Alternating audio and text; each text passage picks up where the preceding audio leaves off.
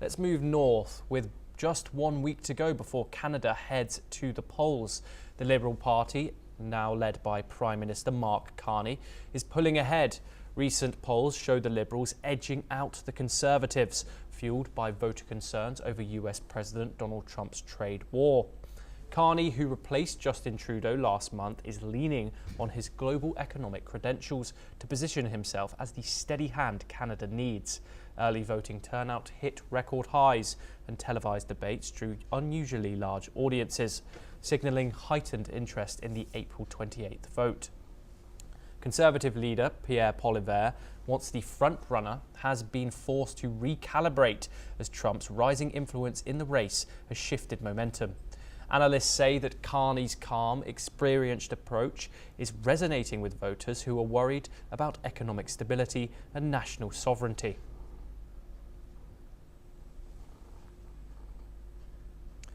To South Korea now, where former President Yoon Suk-yeol appeared in court today for the second hearing of his criminal trial on insurrection charges.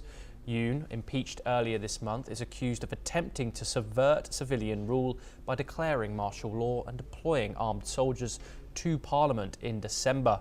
This marks the first time cameras were allowed inside the courtroom, showing Yoon seated in the defendant's chair. If convicted, he could face life in prison or even the death penalty, though executions haven't been carried out in South Korea since 1997.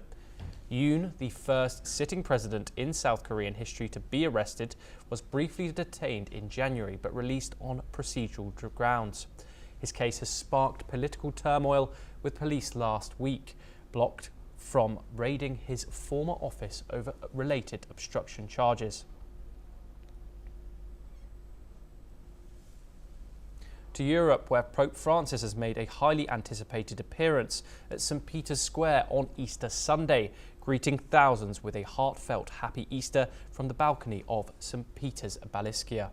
The 88-year-old pontiff, looking frail and in a wheelchair following a serious illness, entrusted his traditional Easter blessing to a clergy member who delivered a powerful appeal for peace across global conflict zones. The message highlighted the suffering in Gaza, Ukraine, Yemen and in Myanmar, as well as unrest in parts of Africa and the Middle East. The Pope expressed concern over the humanitarian crisis in Gaza, growing anti-Semitism and ongoing war in Ukraine, urging ceasefires, hostage releases and respect for religious and personal freedoms.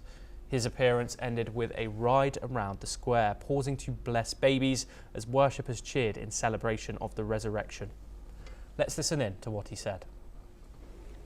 Preoccupa il crescente clima di antisemitismo che si va diffondendo in tutto il mondo. In pari tempo il mio pensiero va alla popolazione e in modo particolare alla comunità cristiana di Gaza, dove il terribile conflitto continua a generare morte e distruzione e a provocare una drammatica e ignobile situazione umanitaria.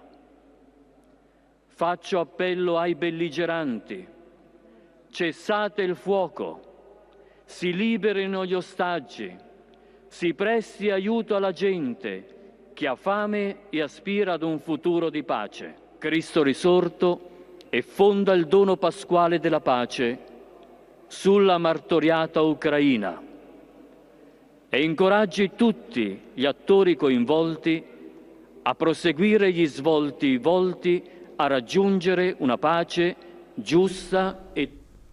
Well, that's all we have time for. We will continue